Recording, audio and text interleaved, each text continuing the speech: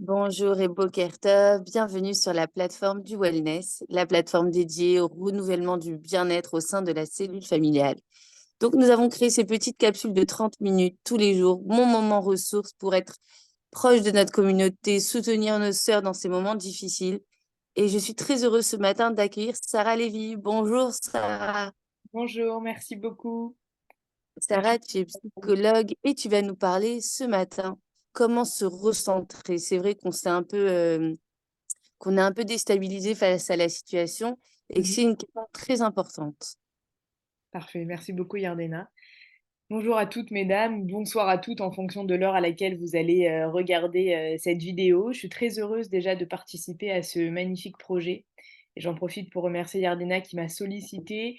J'ai enfin pu trouver un moment, pu trouver du temps pour partager un petit peu avec vous quelques idées, quelques conseils de bien-être.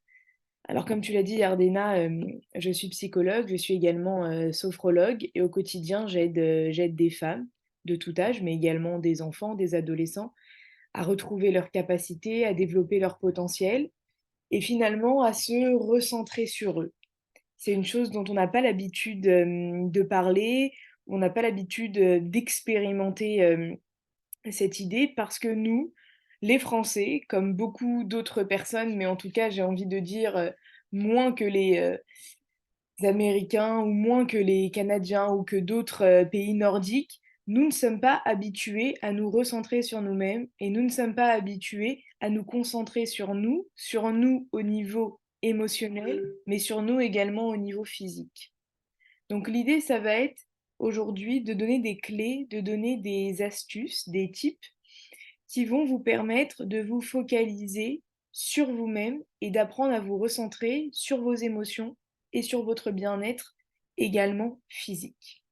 Alors souvent lorsque je démarre un atelier, une conférence ou bien des conseils de bien-être de manière générale, j'aime rappeler une idée qui est fondamentale et qui a été découverte par les chercheurs en psychologie positive.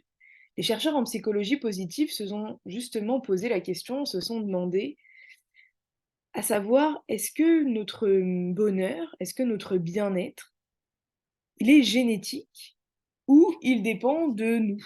Est-ce qu'on a hérité de gènes de bonheur? Est-ce qu'on a hérité de gènes, de gènes de bien-être? Ou est-ce que finalement nous avons la totale possibilité de le créer?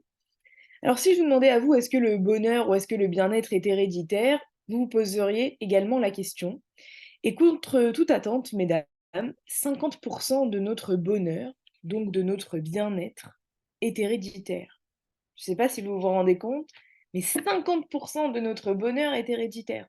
Ça veut dire qu'on aurait des gènes porteurs plus ou moins de bonheur, des gènes porteurs plus ou moins de bien-être, en fonction des antécédents de vos parents et des antécédents génétiques de votre famille. Donc 50% de votre bonheur ou de votre bien-être est génétiquement programmé. Vous avez 10% de votre bonheur ou de votre bien-être qui est influencé par ce que j'appelle l'environnement. L'environnement, c'est l'environnement à l'instant T, c'est la sphère privée et la sphère professionnelle qui vous entoure en ce moment. Pourquoi on parle de 10% parce qu'évidemment, l'environnement fluctue, l'environnement change, et finalement, il nous impacte qu'à 10%. Donc si on réfléchit bien, on a 50% qui est héréditaire, en fonction des gènes. On a 10% qui est en fonction de l'environnement dans lequel on est, d'accord? Donc ce qui nous fait 50 plus 10, 60%.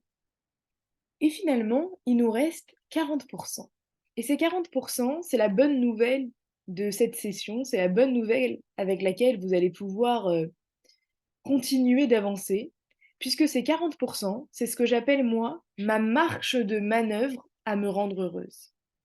C'est ma marge de manœuvre à créer un environnement, à créer des processus, des rituels, des mises en place qui me permettent d'être heureuse.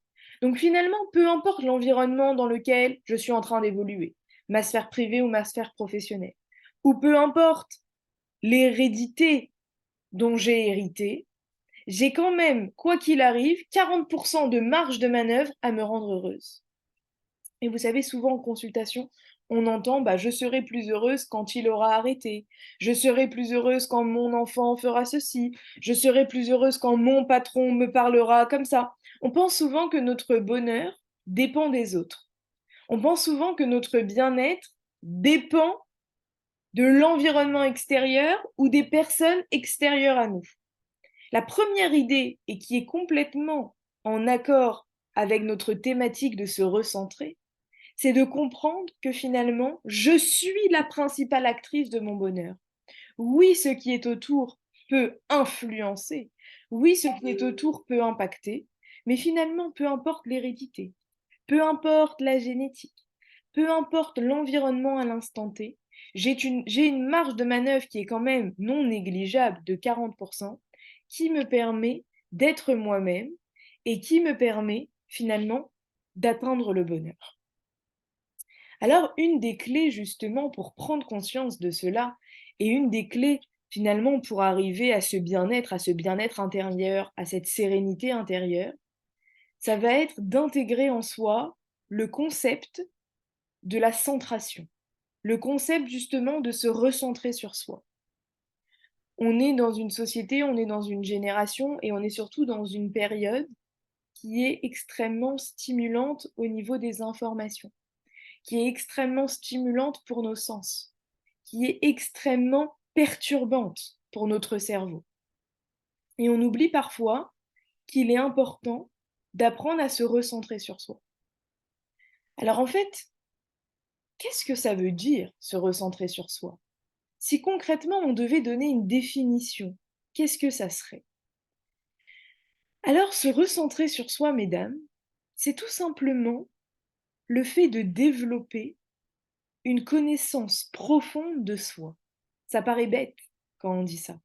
Ça paraît tellement évident d'apprendre à se connaître. Ça paraît tellement évident. Certaines vont dire, mais je me connais déjà. Mais pourtant, on a tellement de mal à se recentrer sur soi. On est tellement happé par l'extérieur, on a tellement du mal à s'octroyer ce moment pour soi. Donc se recentrer sur soi, c'est développer cette connaissance profonde qui va passer par quoi? Qui va passer par ses besoins, qui va passer par la connaissance de ses motivations profondes, qui va passer par la connaissance, évidemment, vu qu'on parlait de besoins, de ses émotions, qui va passer également par la connaissance de ses envies, mais également, mis à part toute cette première partie émotionnelle, se recentrer sur soi, c'est apprendre également à écouter son corps. C'est apprendre également à repérer les signaux qui peuvent être parfois alarmants, les signaux qui peuvent être parfois déroutants. Donc se recentrer sur soi, c'est sur deux plans.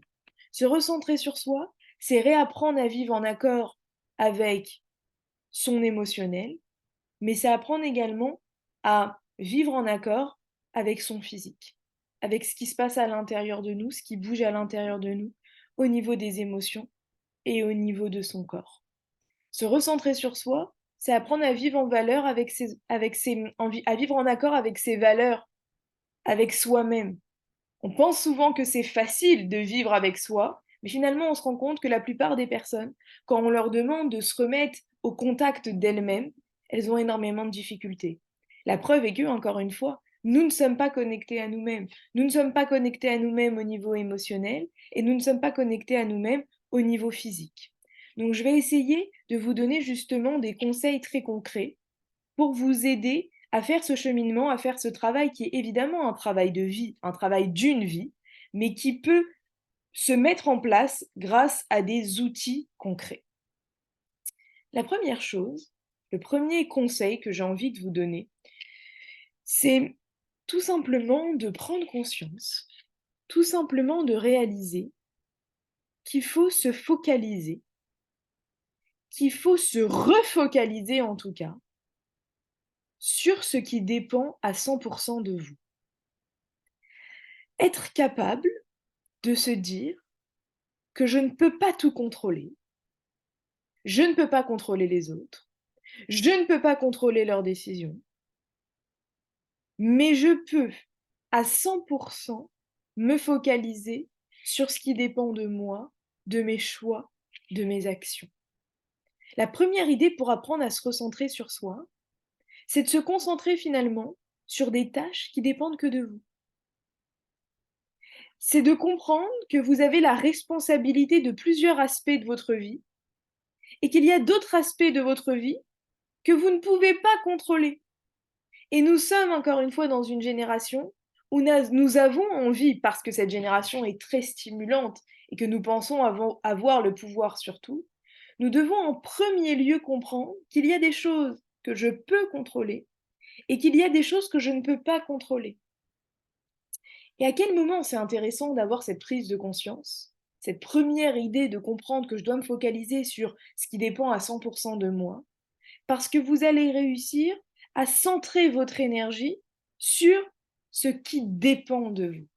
Et vous allez premièrement beaucoup moins vous épuiser.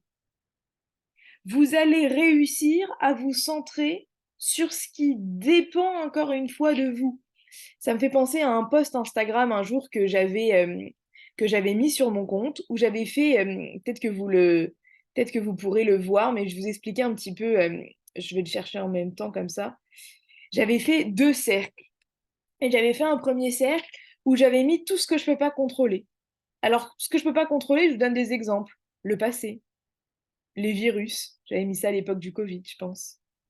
Les on-dit, ce que les autres pensent. Je peux pas contrôler la vie des autres. Je peux pas contrôler, comme je vous ai dit, la décision des autres. Je peux pas contrôler la réaction des autres. Je peux pas contrôler la méchanceté. Je peux pas contrôler les injustices. Je peux pas contrôler la météo.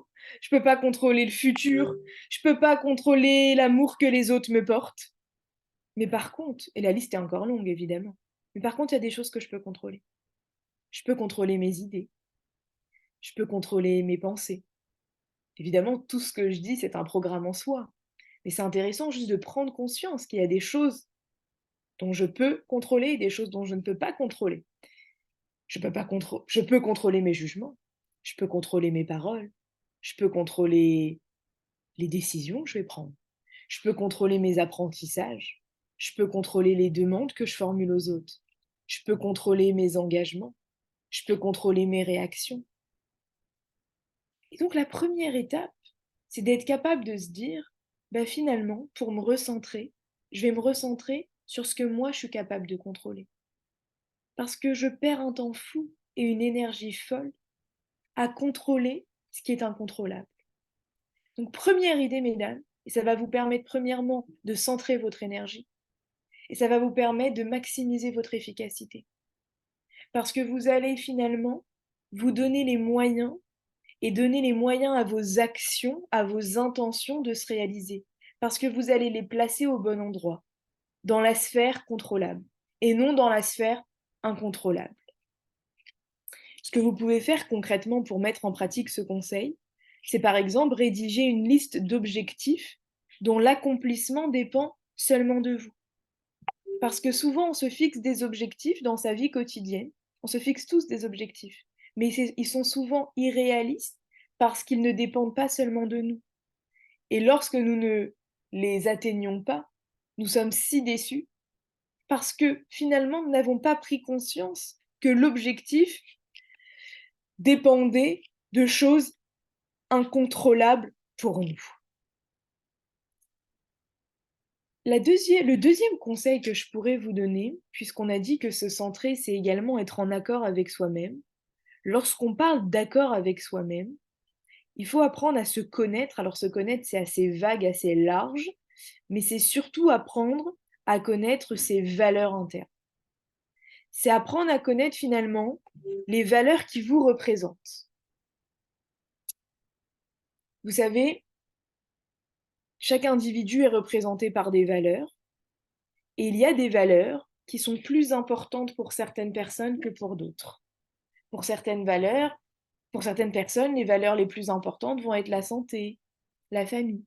Pour d'autres personnes, des valeurs importantes vont être l'argent, le travail, la carrière. Chaque personne possède ses propres valeurs et va les prioriser différemment.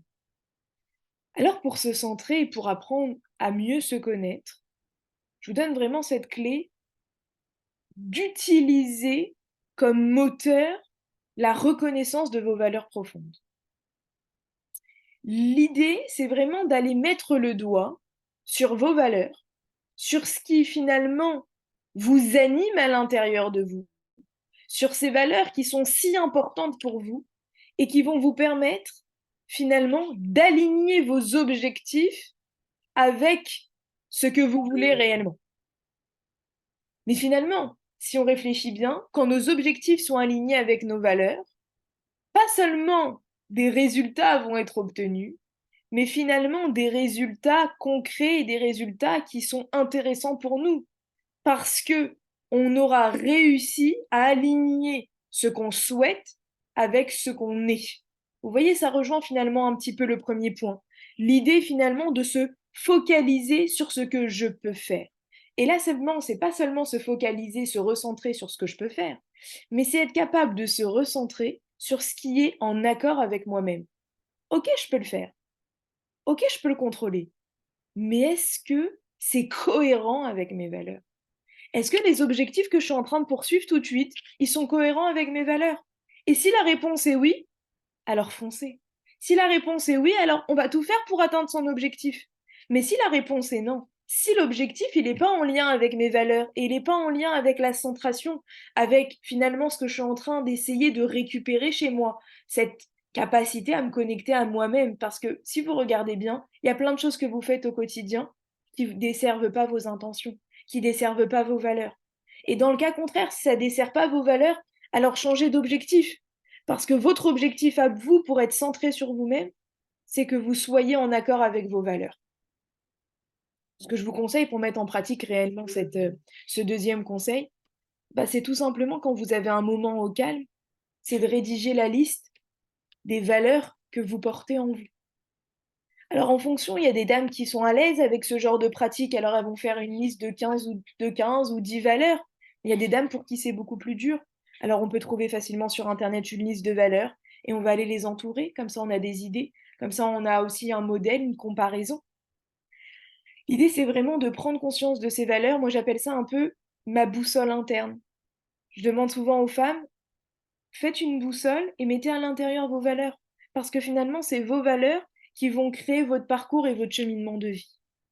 Donc, première chose, je vais me focaliser sur ce qui est 100% contrôlable par moi. C'est ce qui me permet de me recentrer et de recentrer mon énergie et mes forces. La deuxième chose, je vais me recentrer sur qui je suis profondément. Je vais me recentrer sur mes valeurs profondes.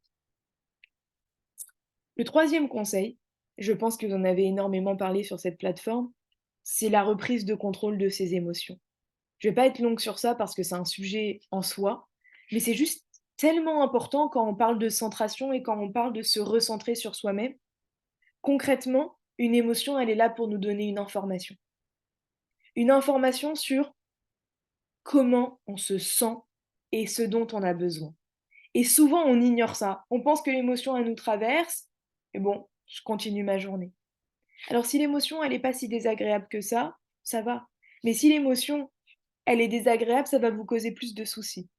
Alors que l'émotion soit désagréable, agréable ou neutre, parce qu'on parle de trois types d'émotions, il faut apprendre à capter les messages que les émotions nous donnent. Parfois, on n'a pas le temps à l'instant T, parce qu'on est dans un rythme de vie effréné, on est dans une journée sans fin, une journée marathon. Mais c'est important peut-être le soir, ou bien avec une prise de recul, de comprendre que les émotions, elles contiennent un certain message pour nous, et elles contiennent un certain besoin qui vont nous permettre de nous recentrer sur nous-mêmes. Les émotions agréables, encore une fois, elles sont faciles à ressentir et elles sont faciles, si vous voulez, à décrypter. Les émotions négatives, elles vont être plus difficiles à gérer et plus difficiles justement à décrypter. Alors l'idée, ça va être tout simplement d'apprendre à faire des pauses, d'apprendre à avoir des moments de stop pour prendre conscience de ce qui se passe à l'intérieur de nous. Vous savez, une émotion, c'est 3 étapes. C'est tout simplement une première étape où il y a un de nos 5 sens qui a capté quelque chose de l'extérieur. J'ai vu quelque chose, une image forte. J'ai entendu des mots difficiles.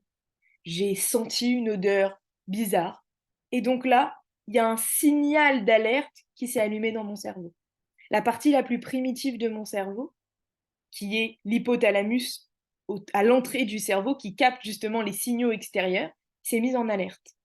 Lorsqu'il y a cette première étape, donc des 5 sens ou d'un des 5 sens qui capte quelque chose, cela va tout de suite influer et donner lieu à une émotion. J'ai l'émotion. Et souvent, ce qui arrive juste après l'émotion, c'est quoi? C'est la réaction à l'émotion, ce que j'appelle la réaction émotionnelle. Moi, ce que je vous propose pour apprendre à vous centrer beaucoup plus sur vous, c'est de créer ce que j'ai envie de dire, une pause entre la deuxième et la troisième étape. Une pause entre l'émotion que je ressens et la réaction qui va tout de suite, finalement, découler de mon émotion. C'est réussir, et ça prend du temps, c'est une mise en place, c'est un travail. Pas obligatoirement que je vais réussir de suite, mais c'est être capable, avant la réaction émotionnelle, d'avoir cette prise de recul, cette distance finalement, pour être capable de mettre comme un cube noir, un cube vide, que je vais remplir moi-même, qui va me permettre de me connecter à mon émotion pour avoir une réaction beaucoup plus mesurée par rapport à mon ressenti. Mais ça, je peux le faire que si j'arrive à me reconnecter à moi-même, que si j'arrive finalement à prendre ce temps et à essayer d'aller comprendre ce qui est à l'intérieur de moi. Et ça, c'est la troisième étape, concrètement, pour réussir à se recentrer sur soi-même. C'est être capable d'apprendre à se lire. C'est être capable finalement d'avoir cette fluidité de lecture. Et vous savez, plus vous allez réussir à vous lire vous-même, plus vous allez réussir à lire les personnes qui sont autour de vous. Qu'est-ce que j'appelle lire?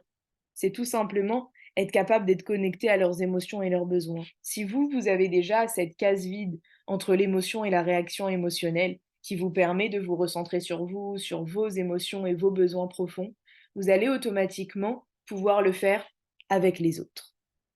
Donc ça, c'est 3 premiers, on va dire, conseils qui sont évidemment assez génériques, mais qui sont des programmes de vie à essayer de mettre en pratique.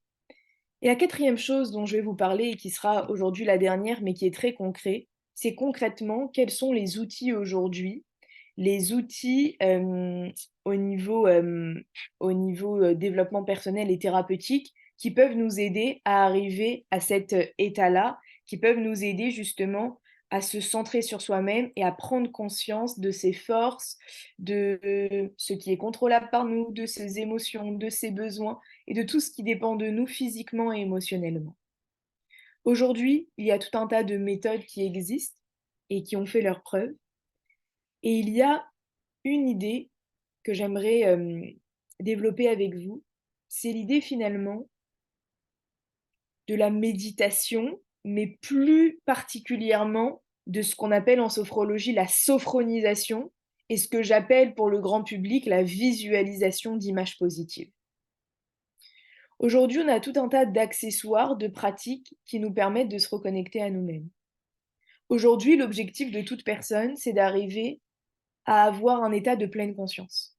C'est quoi la pleine conscience? C'est être capable de ressentir, et donc c'est totalement l'idée de la centration, du fait de se recentrer, c'est être capable de ressentir ce qu'on ressent au moment présent. C'est ça la pleine conscience. C'est être présente à soi et à ce qu'on fait au moment où on le fait. Vous savez, parfois on mange, et si après 10 minutes après on vous dit mais quelles étaient les textures de l'assiette?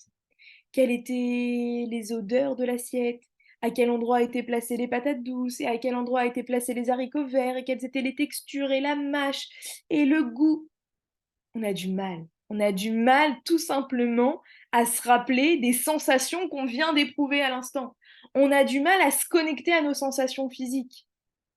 Alors, pour se connecter à ces sensations physiques et automatiquement se connecter à ces sensations émotionnelles, puisque vous savez que le physique et l'émotionnel sont complètement liés, hein. Par exemple, en sophrologie, on explique que justement, toutes les contractions ou les contractures musculaires vont être évidemment liées à des problématiques émotionnelles ou des problématiques dans la structure de pensée. Donc l'idée pour se connecter à tout ça, ça va être d'aller dans un état, on va dire, on appelle ça communément de méditation, mais nous en sophrologie, on appelle ça par exemple un état de sophronisation. C'est un état qui est entre la veille et le sommeil. C'est l'état dans lequel on plonge lorsqu'on essaye de visualiser. Et je vais vous donner des exemples très concrets pour visualiser quotidiennement. C'est l'état dans lequel on essaye de plonger. Et cet état de visualisation mentale, la visualisation, pour ceux qui ne sont pas adeptes de ce concept, c'est tout simplement le fait d'induire dans son esprit une image mentale. Ok. Ça peut être une image du passé, donc je me remémore un souvenir agréable, donc mon anniversaire de mes 30 ans par exemple. Je me remémore une naissance, je me remémore un moment agréable que j'ai partagé avec quelqu'un. Ça peut être une visualisation d'images dans le présent. Je m'imagine être dans un jardin fleuri avec des bonnes odeurs. Mais ça peut être une visualisation dans le futur avec une projection positive, ce qu'on appelle une préparation mentale à un événement par exemple.